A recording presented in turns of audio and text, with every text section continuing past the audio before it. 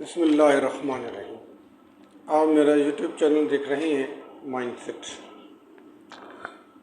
Togo का visa e visa किस तरीके से हासिल होगा, क्या उसके डॉक्यूमेंट्स हैं और क्या प्रोसीजर है, इन बुनियादी चीज़ों को डिटेल में डिस्कस करूँगा। अगर आपके पास एक स्मॉल अमाउंट है, यानी कि बैंक स्टेटमेंट आपकी कोई बहुत हैवी नहीं है और पासपोर्ट भी आपके पास फ्रेश है,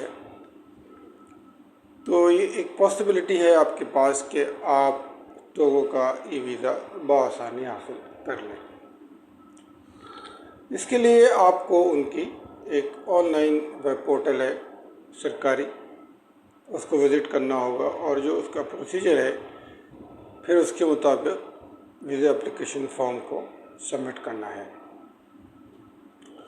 टोगो जो है वेस्ट अफ्रीका की लोकेशन पे वाक़ एक मुल्क है, छोटा सा 8 मिलियन की आबादी है। कैपिटल लोम और करेंसी CFA फ्रैंक। फ्रांस से 1960 में इसने आज़ादी हासिल की।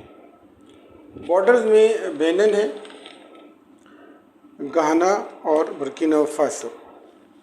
तो अगर तो आप एक अच्छी ट्रैवल हिस्ट्री क्रिएट करना चाहते हैं अपने फ्रेश पासपोर्ट पर, तो आप घाना का ई वीज़ा है, बेनिन का ई वीज़ा है और फास्को का भी ई वीज़ा मौजूद है।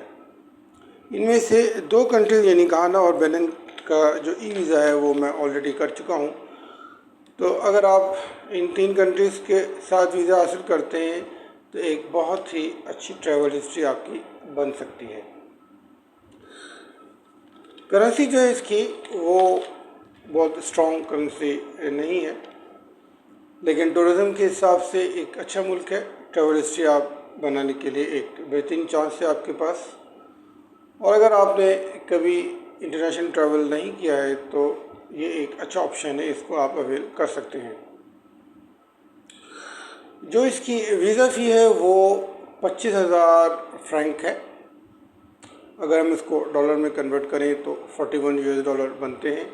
$1 में 600 फ्रैंक आते हैं और ये सिंगल एंट्री वीज़ा है और इसकी जो मुद्दत है वो 15 दिन की है। उसके बाद जो मल्टीपल एंट्री वीज़ा है उसकी जो वीज़ा फ़ी है वो 35,000 फ्रैंक है और तकरीबन 50 US डॉलर जो है वो इसकी वीज़ा फ़ी बनती है। पाकिस्तानी रुपए में अगर कन्वर्ट करें तो 15,000 और तकरीबन 25,000 का वीज़ा बनता है सिंगल एंट्री और मल्टीपल एंट्री के साथ।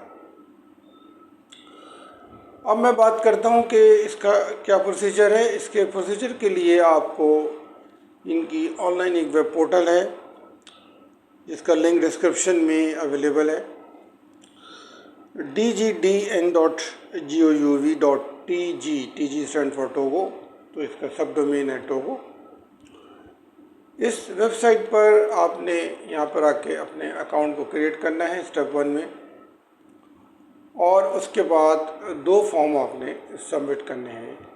एक है इमिग्रेशन फॉर्म और दूसरा है visa application form. Visa application form जो है उसमें आपने पर्सनल डिटेल्स, पासपोर्ट डिटेल्स और अपने ट्रैवल डॉक्यूमेंट्स की जो डिटेल है, जिसमें होटल रिजर्वेशन है, फ़्लाइट रिजर्वेशन है, कितने दिन का आपको वीज़ा चाहिए, ये तमाम डिटेल आपने यहाँ पर सबमिट करनी है।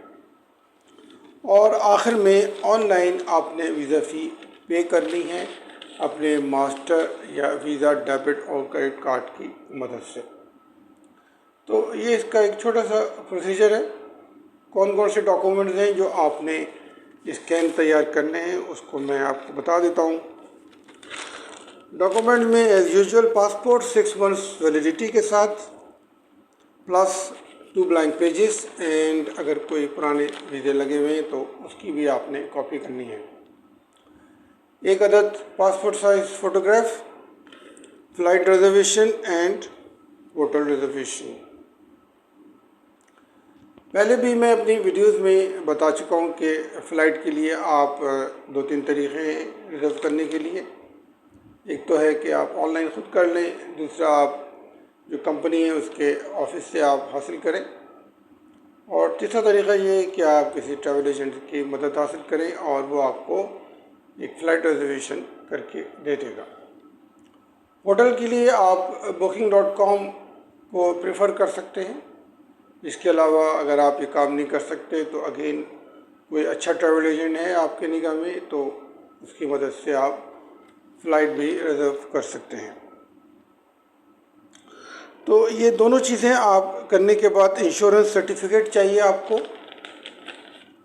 जिसकी जो वैलिडिटी है या यूँ कहें कि 30,000 यूरो तक की इंश्योरेंस चाहिए।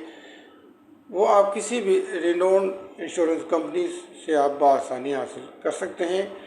इन चीज़ों को मैंने डिटेल में डिस्कस किया है अपनी पुरानी वीडियोस में, और आपको दोबारा बता देता हूँ कि आदमजी इंश्योरेंस है, पिकिक है और बहुत सारे इम्पोर्टेंट और रिनोन इंश्योरेंस कंपनीज़ हैं। इनकी मदद से आप ये इंश्योरेंस सर्टिफिकेट बआसानी हासिल कर सकते हैं। Bank statement, maintenance certificate, maintenance certificate और बैंक स्टेटमेंट, आपका जिस बैंक में अकाउंट है दोनों चीज़ें आपको वहीं से मिलेंगी। और इस बात का ख्याल रखिएगा कि दोनों स्टैम्प के साथ पेपर पे आपको हासिल करनी है। ऑनलाइन आपने बैंक स्टेटमेंट जो है वो हासिल नहीं करनी, बल्कि आपने बैंक मैनेजर की या बैंक की जो उस पर मोहर है उसके साथ ये दोनों डॉक्यूमेंट आपने तैयार करने हैं। तो ये इसके डॉक्यूमेंट्स थे। प्रोसीजर को मैं डिस्कस कर चुका हूँ। तो आपको मशवरा ये है कि एक अच्छा ऑप्शन है, आसान वीज़ा है, लो बैंक स्टेटमेंट है और आप एक बहुत ही अच्छी ट्रैवल हिस्ट्री जनरेट कर सकते हैं। तो आज के वीडियो में यहीं रखते हैं। कोई क्वेश्चंस क्वेरीज आपकी हो तो प्लीज़ कमेंट्स बॉक्स हाजिर है, उसमें आप ज़रूर अपनी राय का इज़हार कीजिएगा। तो जब तक के लिए मुझे इजाज़त दीजिए। टेक केयर एंड अल्लाह हाफ़िज़।